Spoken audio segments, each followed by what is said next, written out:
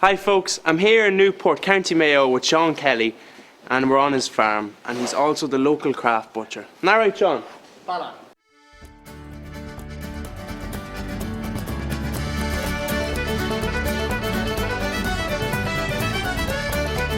on. On tonight's show, we are visiting Sean Kelly, craft butcher of Newport, County Mayo.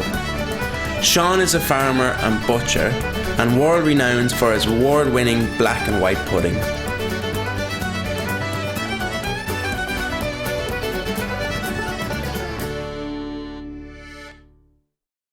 So Sean, we're here on your farm in Newport and you're a farmer and a butcher. Tell us, how does that work?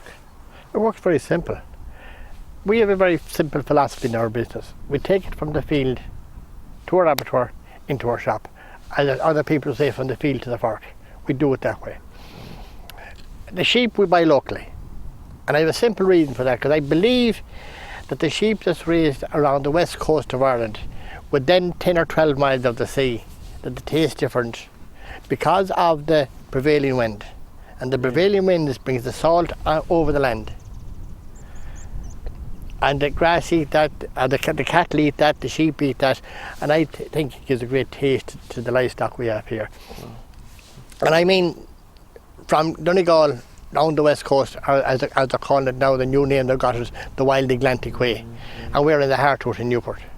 So any livestock that's fed around this part of the world has that unique taste of the salt. Like you go to France and they talk about the Le Pris lamb, or you go to Wales and talk about the salt marsh lamb in Wales. But here we have it here in the west of Ireland. But we don't talk about it enough. But I maintain that if you have lamb from this part of the world, it's absolutely fantastic. We're here on your farm this morning and it goes along, actually you can see your lambs grazing along the greenway. I have land along the greenway, but I also buy my stock locally of people who are along the greenway. Now, for anybody that doesn't know what the Greenway is, it's an old railway line from Westport through Newport into Mulranny down on Tackle Island. It's 42 kilometres long, and the amount of people that walk or cycle the Greenway, it's unbelievable for this part of the world. So Sean, you're buying your lambs and your heifers locally off local farmers. So how do they support your business? It's a word called nepotism. I support them, they support me. There's an awful lot of talk now with Board B, and they're right 100% right about traceability. Now that is traceability, but traceability and quality are two different things. In my line, and I will explain to you when we get back to the shop what I mean about quality. But traceability, I know the field that come out of. Not just on the tag number. I know the man that sold the lamb, and I know the farmer that won't inject the lamb prior 6 months before I buy, or 3 months before I buy them, and he'll look after his cattle very well, store cattle. We like to finish our own stores, bring them into beef cattle. Not always, I don't finish them all, but I have farmers locally that will feed cattle that I will buy off them. Oh, Sean, I've never met anyone as passionate in all my life about his trade. I'm a long time actually. My father started the business in 1930, and for over 80 years. We have a very simple philosophy in our business. You make up to a standard, not down to a price. And everybody knows the price of everything. But an awful lot of people don't know the value. And that's what I try to give people, the best value, the best quality that we can give them in Newport, in Kelly's in Newport. That's what we try to do to our customers. Give them quality.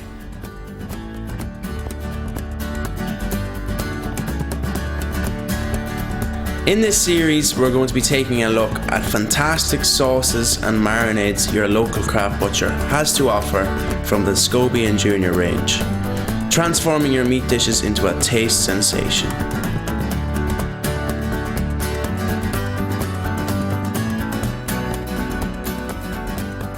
Derek, you have some beautiful meatballs here. Tell us a little bit about them. Yeah, Adrian, this is essentially our firecracker meatball. So it's the same mix that we would use for a burger, can be used as meatballs, so it's dual purpose. Again, fully loaded with chilies and peppers to give that fiery heat with a nice kick. Lovely, that's really nice. And again, it's gluten free? It's gluten free, again using our gluten free rusk, which is our vegetable flake. It's no salt, Protein levels are high, so it's a very good, healthy product. Really good. So that suits the diets to a lot of people these days. Yeah, as I say, gluten-free is, it's a massive market as we're seeing. As I say, a lot of people are either intolerant to gluten, or it's actually just a lifestyle choice. So they just want to remove gluten from their diet. Right, Derek, I love the look of these trays. So this one here looks fantastic. It really presents the meatballs lovely for the craft butcher. But again, for the consumer at home, if they want handiness sake, again, just straight into the oven in the foil trays as well. So you have the selection there of the two. Yeah, as I say, here at Scobie & Junior, we offer everything bar the meat. So you've got your traditional meatball tray, you've got the more kind of easy to use tray, which is essentially geared for kind of ready meals where it's just straight into the oven. So this particular tray here, we can apply the sauce. So that's the Italian and herb. Yep, Italian and herb sauce. Lovely. And what herbs goes through your sauce there? We've got a bit of parsley, some basil, we say gives that kind of complement to the very strong tomato flavour. Beautiful, so that nearly cools down the spice for you and adds a sort of zing to it as well. Beautiful. Yeah, essentially what we've got here, we've got two flavours complement each other. You've got the fire from the firecracker, and then obviously the kind of soothing tomato flavour from the tomato Italian herb. All this talk about marinades and sauces is making me hungry, so let's get cooking. First off, my simple but delicious beef stir fry.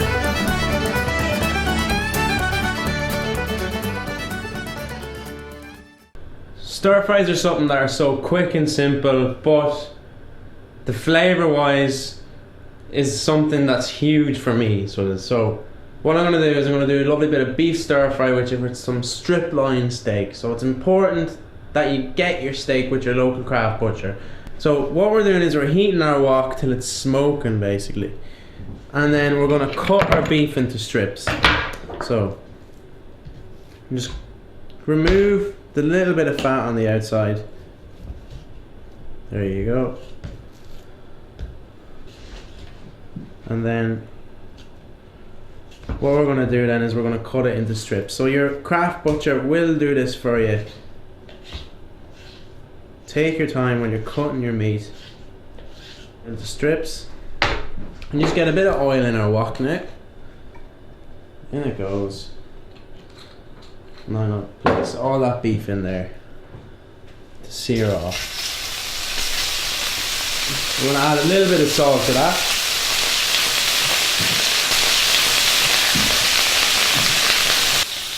Then just remove this board here.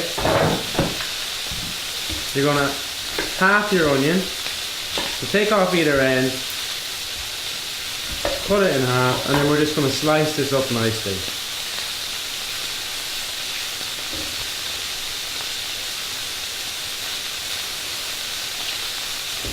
So just lose all the little bits.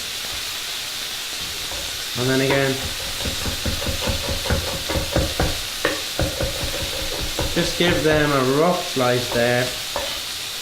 With your peppers, use quarter of the green, yellow and red.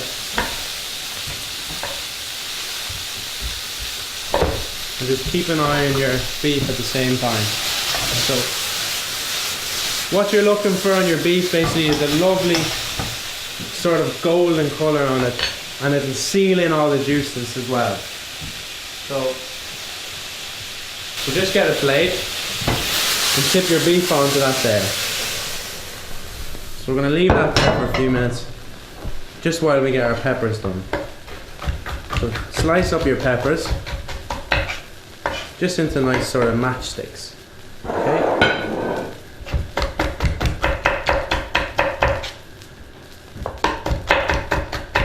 And then once you get the hang of the chopping, you'll get good and quick at it. In you go with your peppers and your onions.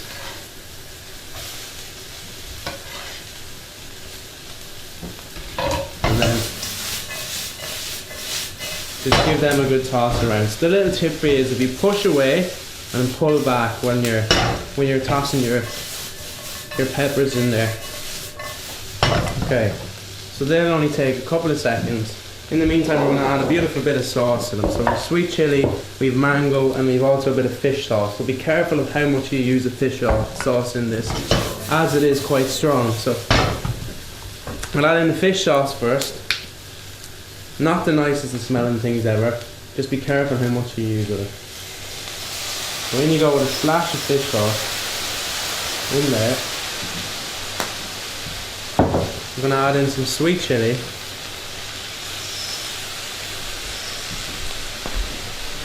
And then we'll add in just a bit of mango chutney in there as well. So about 2 tablespoons of mango chutney in there.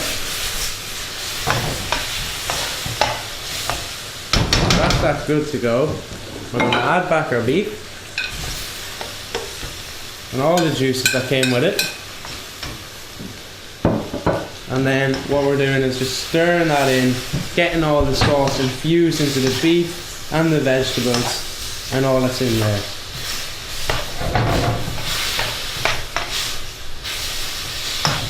See, my beef has cooked out nicely and my onions and my peppers have cooked down nicely as well. We're going to add in some nice rice noodles to that.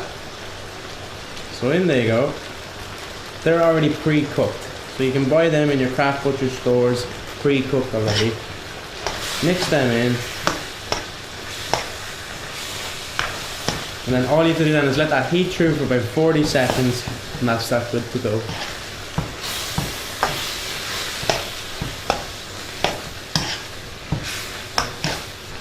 Got your good plate there. Your noodles have cooked through, your beef is absolutely beautiful and crispy, and your vegetables haven't softened too much, so you still have that lovely crunch in there. And that's exactly what you're looking for. So on you go with your stir fry, and your sauce, and your noodles, and just the smell of that is to die for. Finish it off then, a nice bit of baby basil running all around. A quick and easy stir fry. Remember, your local craft butcher has all you need and more. So why not try it yourself some evening this week?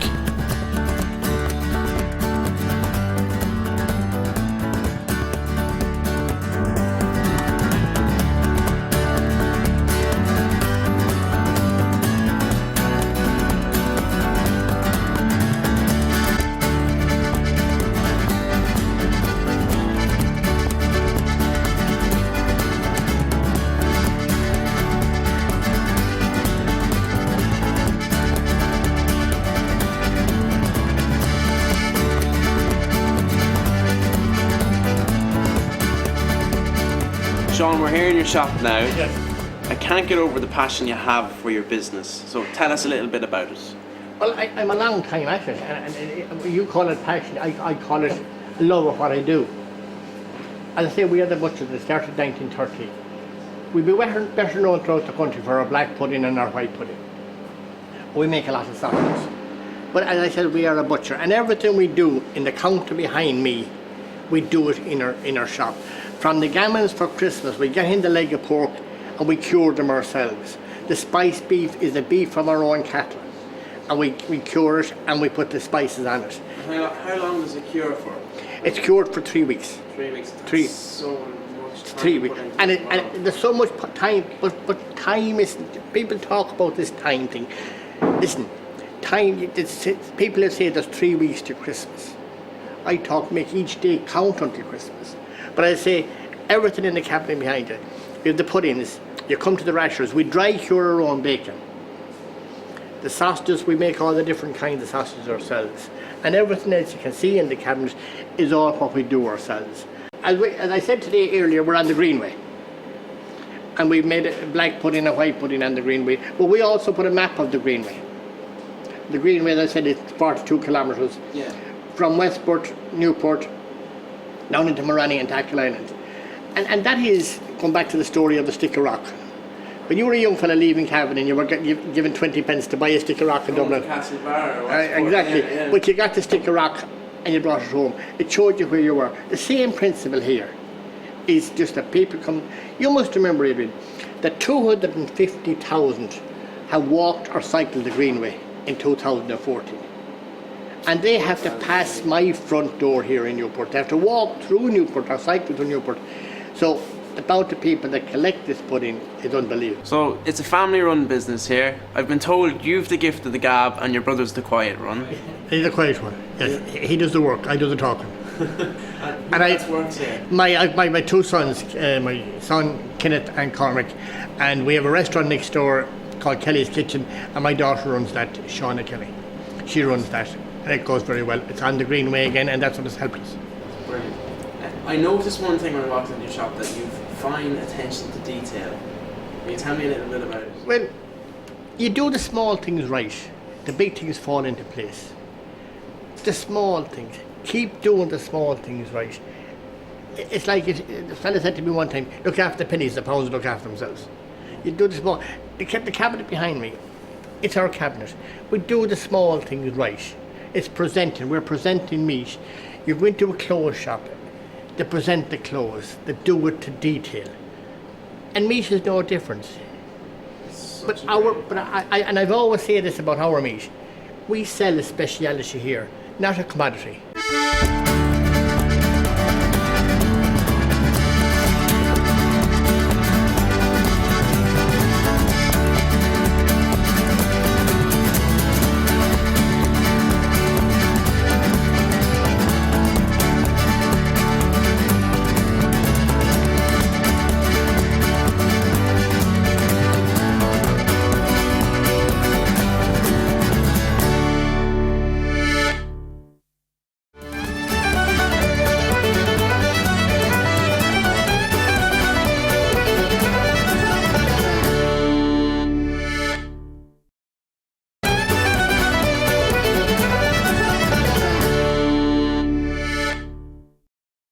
Sean, tell me, this looks like a duck, like a leg of lamb that's in the shape of a duck.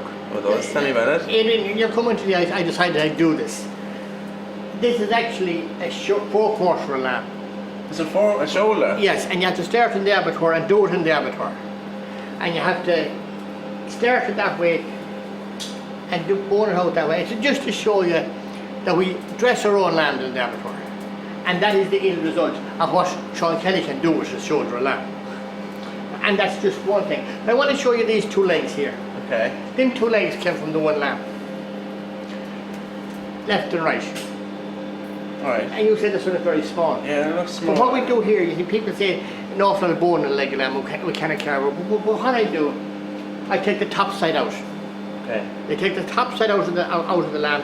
That is 100% lean. One full muscle, right? And then you tie up the other muscle. So instead of trying to carve a leg of lamb, you just cut it. There is no bone right down the whole way until you're doing all the work for the housewife there. Housewife there. The whole leg, the whole lot, and you have the shank from this end here. Oh, beautiful. And it's a lovely joint of lamb. Yeah. There's the full leg. You have the full bone. The full leg there. You have the bone in it and everything. What do you do with the bone? Not everybody's a dog. And that's, we try and sell the lamb that way. It's a lovely piece of lamb. Brilliant. And I think this here is a lovely piece of lamb as well. It's a saddler lamb. Two loins together.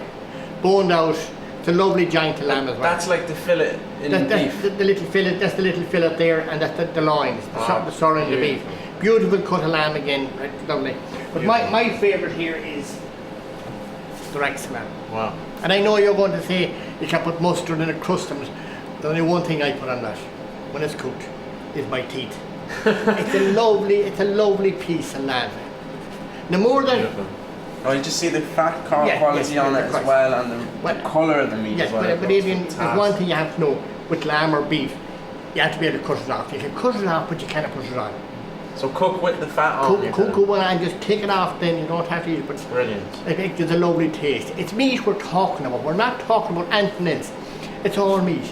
Some people say that's the white meat, that's the red meat, but it's all meat. It's all meat. And cooking it, as you know yourself, cook it on the bone. It's absolutely fantastic. Beautiful, beautiful. Just the work you put into here, all the little garnishes and everything as well is amazing. I've never seen a display like it. Well, it's a simple little display. Can I show you this here? People talk about sirloins and T-bones and everything, but that's my favourite in beef. That's the ribeye. Okay, some people say it's fat, but you see all this here? It's marble. That's marble. Yeah.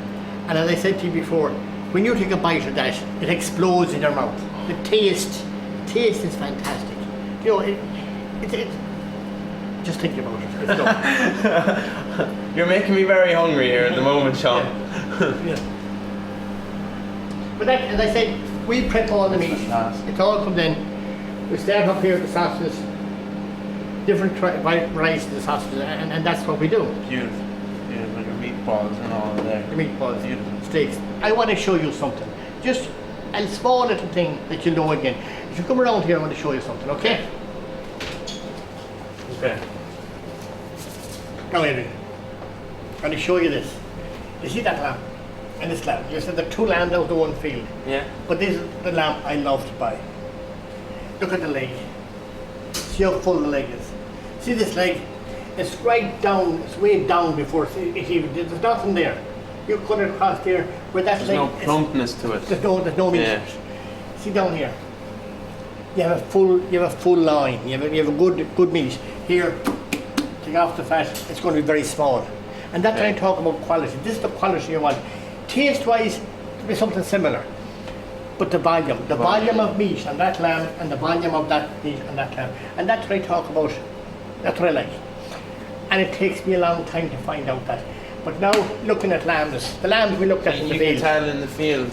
The ones that were in the field, they're like that. They're not like that one. Oh. And that is what I look for, and that's what I have there. So when you're purchasing your lambs from your farmer. Yes, this is what I want. That's exactly what I want. Brilliant. Even the shanks look. The shanks, yes. We have that one. 10. Where they're straight out. The volume of meat you're buying. See, everybody knows the price of a leg of lamb, but they don't know the value of it. There it is. You'd rather buy that leg than that leg. Of course, yeah, definitely. That's.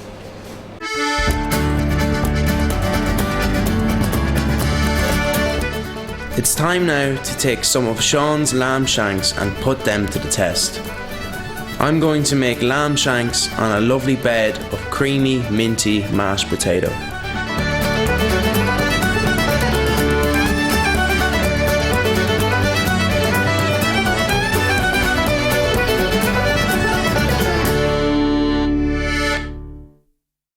So I was delighted to get to feed the lambs with Sean. Now he's given me some beautiful lamb shanks, okay? And what we've done is we've taken the knuckle off them, because it's important. The knuckle is the reason why it takes so long to cook. So that comes off. But firstly, what we're going to do is we're going to make a lovely rub for the lamb shanks itself. So in a pestle and mortar, they're the most useful little gadgets you'll ever have. You can make lovely little pestos in them, you can make sauces, you can make marinades and rubs and everything in them. So it's worth investing in one of these. Can be got in any of your kitchen stores at all. Okay, so with your cumin seeds, in you go. We have about a tablespoon of them, and again the same amount of salt as well. You need salt in the pestle and mortar really to grind up the herbs nicely. Now I recommend when you're buying herbs that you buy them whole, or any spices as such, and grind them up yourselves to guarantee that freshness. Okay, so in you go there. Just literally get in there, crush them up. Don't be afraid to really get in at that. And just the perfume that's coming off the cumin is unbelievable. I can't get over that. If you could smell that at home, it's absolutely beautiful. You see, it's just ground up lovely inside in the pestle and mortar there. And now we are good to place that on our lamb to flavour it and to marinate in there as well. So on you go, just tip it on. And this is the part where you have to get your hands in. Okay, so firstly, heat your casserole dish. Okay, get that into your lamb, really rub that in, and that's going to really perfume the sauce as well as the lamb itself, and it also helps to tenderize the meat. So in you go there, and what we're going to do is we're going to get some oil in here and we're going to fry off the shanks. So when you're cooking any type of meat at all, colour in a pan is a huge element. It's so important. It guides all flavour, it holds in all the juices as well. So the first thing we're going to do is we're going to seal off the lamb in there. In you go with your shanks into the oil, and that's going to get absolutely beautiful colour on them. Okay, so in they go there. And then what you're looking for is some good colour. Get the rest of your rub. Make sure that goes in there as well. So your cumin is going to toast in there as well, and it's going to give a lovely fragrance to your sauce. In this other saucepan here I have my potatoes, which I've just peeled and chopped up. You're going to make a lovely mashed potato to go with this. When you're cooking anything in water, for instance vegetables, potatoes, sweet potatoes, anything like that, make sure you have a good pinch of salt. The water needs to taste like nearly seawater as such. Okay, so with your lamb, just look for that good colour on there, and you can see that it's taking on a golden colour. And the more golden you fry them off, the more flavour that's going to release into this lovely dish. So take your time and really get good colour in there. You'll see that the cumin will start to darken at the bottom of the pan. Don't be worried of that, as you're going to deglaze it with the red wine, so all them lovely little crusty bits are huge flavour.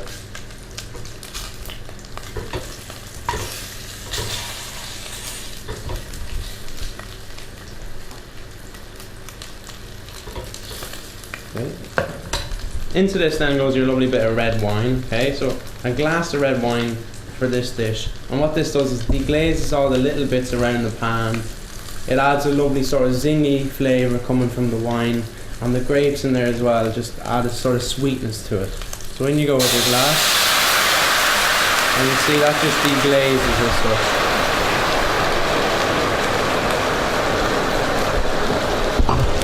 At this stage then you can add in your fresh herbs. So when you go with loads of thyme and loads of rosemary in there. These are like earthy herbs, so they will cook out nicely in it and give the cumin and the lamb a lovely sort of flavouring in there. And then last but not least then, you're going to cover the dish with some beef stock. So from your craft butcher you can get bones from them, so marrow bones I'd recommend as well. Roast them off in the oven, place it in with a mirepoix veg. A mirepoix veg is basically roughly cut onion, carrot, celery and leek into a saucepan and boil it up with some water and tomato puree and herbs, and then you get your lovely bit of beef stock there. So you're going to place that in. Again, if you don't have time, you can use stock cubes. I do recommend low salt stock cubes in there. Get your lid on that, and then leave that there for about 2.5 to 3 hours to cook away.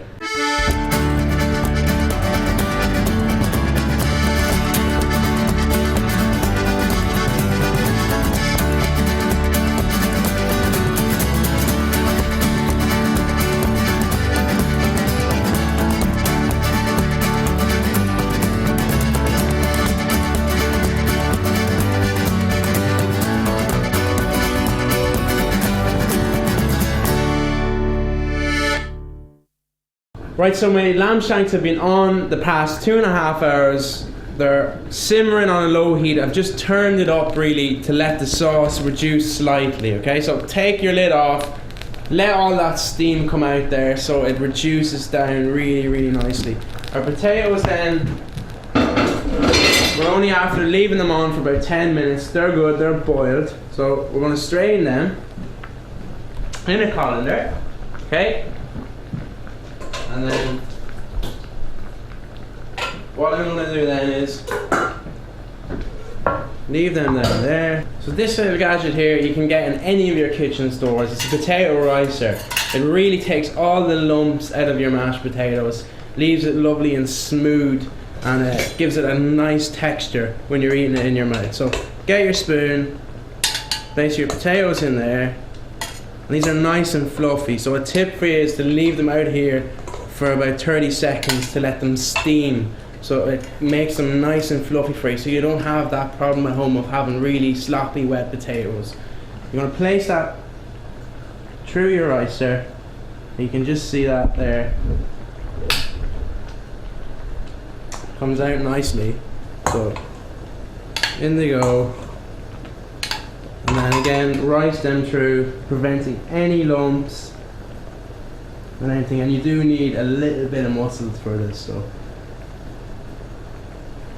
in you go there, nice and hot, scrape scrape off any of the excess with a spoon, and they are good to go.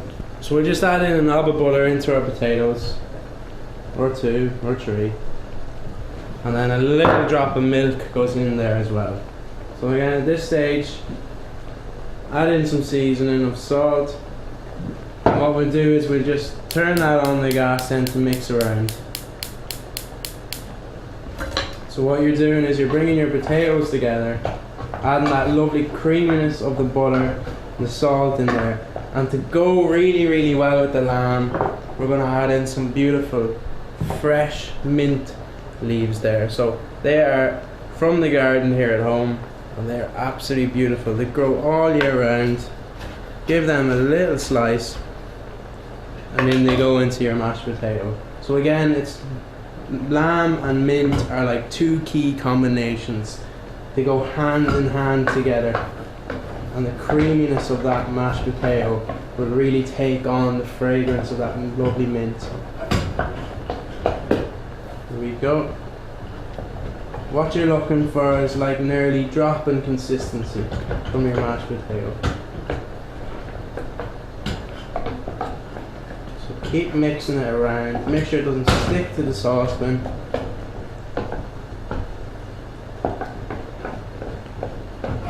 And now you're good to go. So we'll just serve this up. Make yourself a nice plate. Get on your lovely, creamy, minty mashed potato. And there. You see there's no lumps, so you don't have that problem of getting little bits in your mouth. There you have it. One of your beautiful lamb shanks on there. And what you're looking for is that it just falls off the bone. On you go there with your lamb shank. Okay. And then with the juice from the bottom of the pan, we're just going to spoon some of that natural sauce over the top. It doesn't have to be thick. That is absolutely beautiful, and that is to die for. So in the words of Sean Kelly, all that lamb needs now is for me to sink my teeth into it.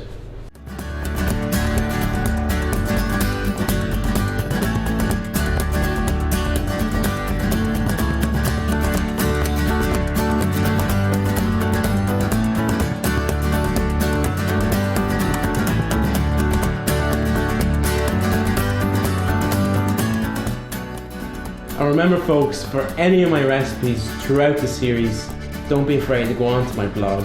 It's chefadrian.blogspot.ie. It's time to take a short break, but coming up in part 3, I take a look at Sean Kelly's award-winning black and white pudding and prepare a beef Wellington with a twist.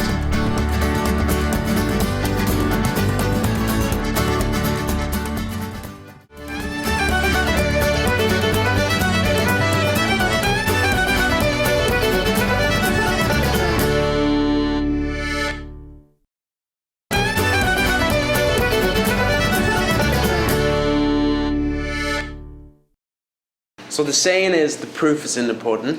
Yes. Sean, tell us what was in here. Okay, the proof is the pudding. Kelly's here in Newport. When we're making our puddings, our black pudding, we have all natural products in it. Like you have porridge, oat flakes. Porridge oats. Yes. Like just what you've as your breakfast. You can make porridge out of that. There's no problem making porridge out of that. Oh. Oatmeal. Oatmeal. Only oatmeal, natural oatmeal again. And you have pearl barley. And you boil that? You have pearl, pearl barley. You have the onion. Onion, okay. You have a little bit of suet. Suet. Or fat, as people call it. Yeah. This is breadcrumbs from wheat. Wheat. All natural products. Then you come to this that makes it different. This is the difference. And what goes into that? Spices. That's all the spices. That's all your spices. And that's all I'm going to tell you about it. Except we blend our own spices. Lovely. And it has taken us years and years and years of trial and error to get them all them spices to right. So you have that to we have it now. to a tea now. Wow. But do you know, Adrian, when you're making something at home and it doesn't work, what do you do with it? You throw it into the bin and you start again at the very beginning. So you start again and it's down to this. And we have got to that now. They're our spices. Now you're a nice young man, but I'm not going to tell you what's in it. Very good, very. No, it's brilliant that you've been working on that for years. We're like, working. That's fantastic. And here, the white pudding. Basically the same that goes into white pudding. But for the Christmas time, we do a white pudding with cranberries. Okay. And it's lovely for, if you want to use the white pudding with cranberries. So there's lovely stuffing. To make a stuffing, yes. Yeah. Or to do a chicken fillet or a fillet of pork. Look at that, folks. It looks lovely. Yeah. But Yeah. here, what I do different things with my pudding. But last year we brought out a book. And as you says there, the proof is in the pudding. So that's the name of your book? That's the name of the brilliant, book. Brilliant. And the book has 50 recipes from chefs all over the country. From your friend Neville Maguire down to local people. And them all gave it. But they gave it with one thing in mind, that the proceeds from this book is going to cystic fibrosis. So it's going to a brilliant cause. It's going to a brilliant cause. And that's what I've done. It has been a journey that I never thought I'd be able to do. Now, I might as well tell you, Adrian, I didn't write the book. I compiled it. The chefs... But the work that goes into it. The work, yes. We contacting everyone. Contacting that was easy. But all the chefs that came up with it and gave the time, and when they heard it was for a charity like Cystic Fibrosis, everyone of them rode in behind me. And this is what we finished up with. The proof is in the pudding. Oh.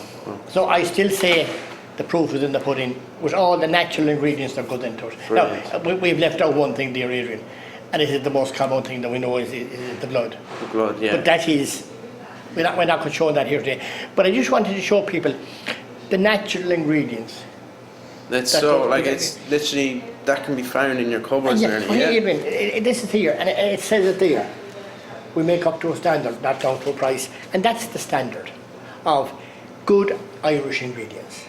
Wow. And that's what makes Kelly's pudding, I think myself, better than anybody else. But then I'm Kelly and I'd have to say that. This is the black pudding that is sold all over Ireland. And as I said, Musgraves have been fantastic to me in selling this in the supermarkets. Okay. It's going very well for us in the Musgraves. Really?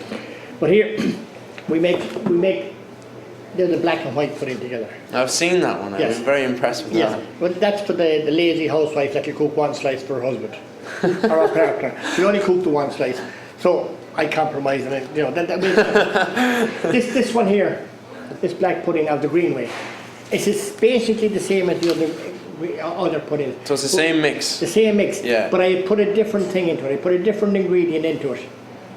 I have put in organic seaweed.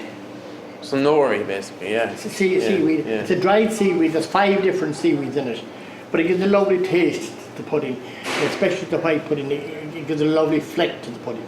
So I have this is the pudding here, but as I say, we make sausages as well. You make sausages? We make a couple of ton of sausages every week from our own local pork. Again, we source the pork here in Ireland, and it is up to a standard again, not down to a price. You cannot make good food using inferior quality stuff. You have to use the best.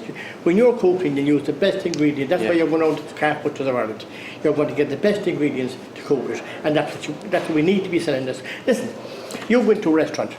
You're going to a restaurant, and what you're handed the sheet of paper that says, we have steak, lamb cutlets, cracker lamb, duck fillet, chicken fillet. Sheet of paper.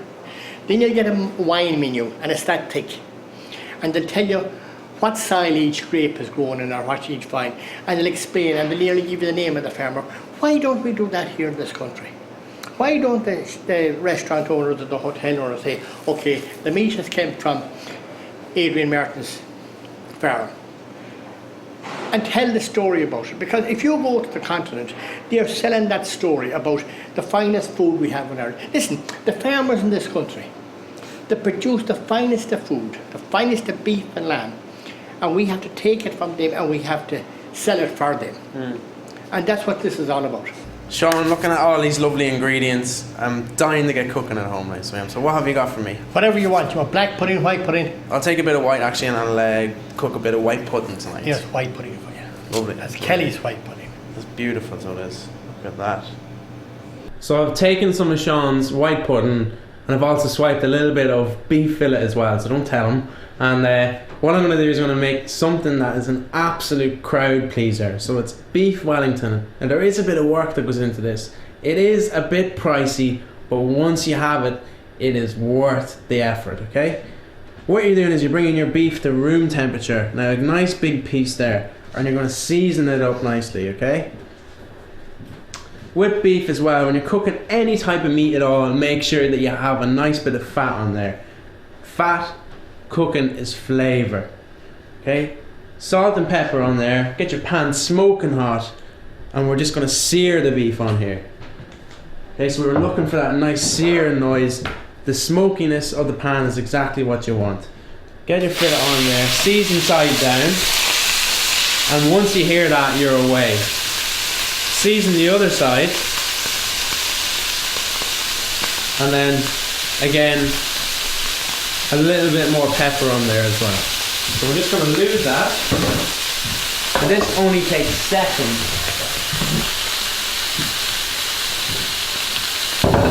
Okay, keep your eyes on it, and you're just searing all around, locking in all the juices, locking in all the flavours there. It's absolutely beautiful.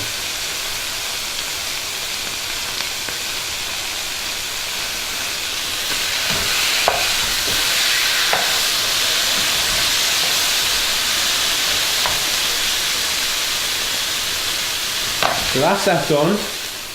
We're just going to take that off, leave that on a plate there. We'll just turn it around. And then what we're going to do is we're going to place a bit of Dijon, or you can use English mustard, there's no problem as well. Okay, so just brush that over the beef. Okay, just like that.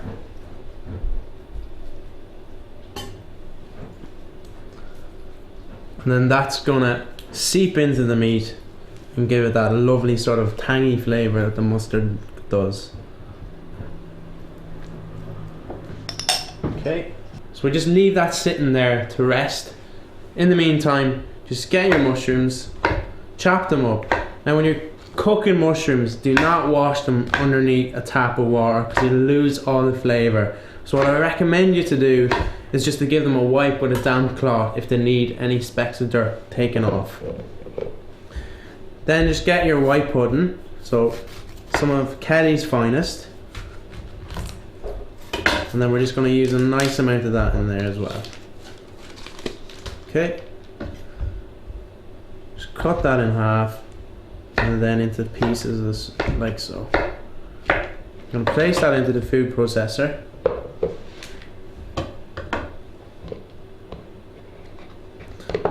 Okay, and then we're going to blend all that up into a paste. So just give it a shake first, and then in it goes.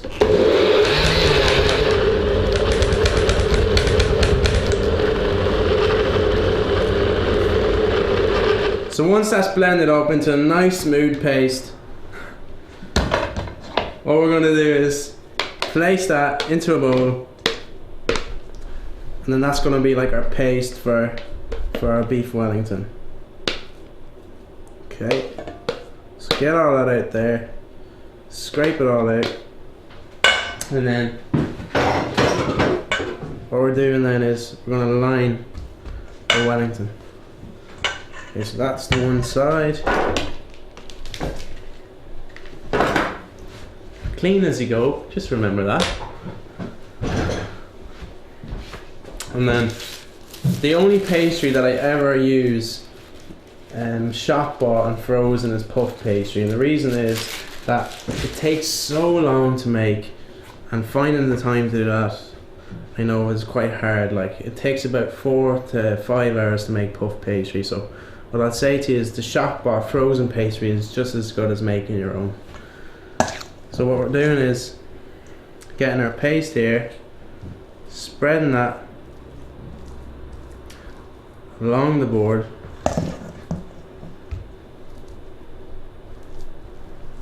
And along the pastry.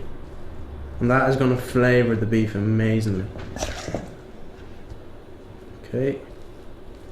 So when you have that spread out evenly, all along the puff pastry sheet, just get your beef and lay it on there.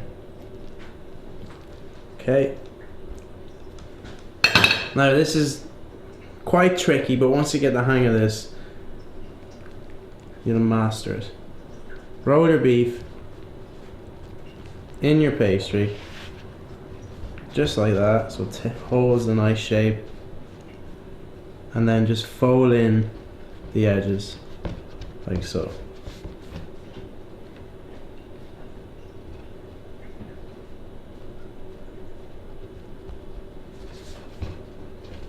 So you're looking for a nice shape in there, pinch in the edges so no juices come out of the Wellington. Turn it over, and then what you're going to do is you're going to pinch all along here, just along the seam, so none of the beef and the mushroom and pudding mix falls out. And there you go. Fold them in. Just get it in the tray, and what I'd say to you is brush it with a little bit of oil on there, and then place your Wellington on the cook.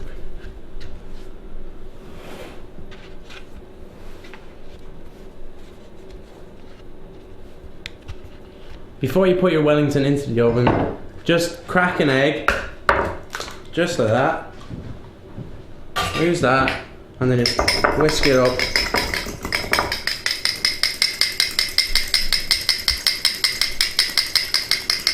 Okay, what you're going to do then is just get your hands in there and then just brush that all along the Wellington. So what that does is it really glazes it up, adds a lovely colour to it, and that will just come out absolutely beautiful and golden. So place that into the oven for 45 minutes at 200 degrees, and that's going to be golden, crispy and beautifully medium well.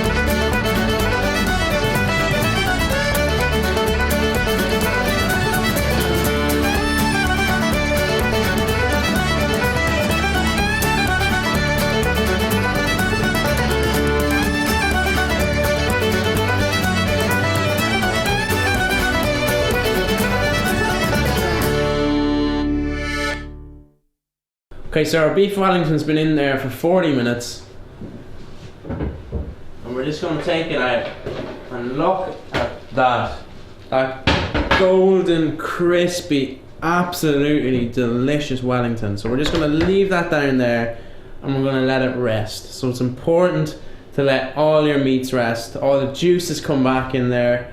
So once your meat has rested, we're just going to take that on the board here, and we're using a serrated edge knife to cut through. So nice and slowly cut through that, and then nice big chunks of Wellington. Take your time, let the knife do its work.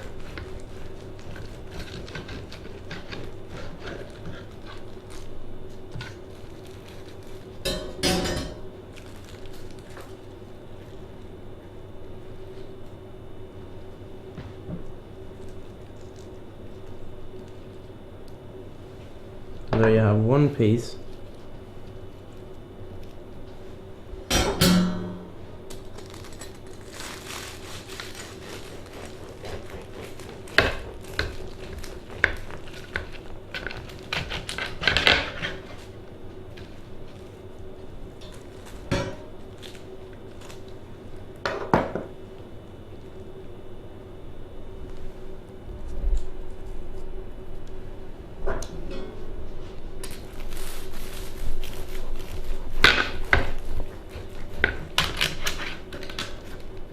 My God, my mouth is watering here at the moment. It's perfectly pink in the centre. And the white pudding and the mushrooms in there. So there you have it, your absolutely beautiful piece of beef Wellington. Drizzle a little bit of scented garlic oil over top. And my God, get your teeth into that. It is absolutely beautiful. That's about it for tonight. Remember, I'm back again next week at the same time from my kitchen in Bonboy, County Cavan, and Associated Craft Butchers of Ireland. For all of tonight's recipes, visit www.chefadrian.ie, or you can find me on Facebook and Twitter. Till next time, happy cooking.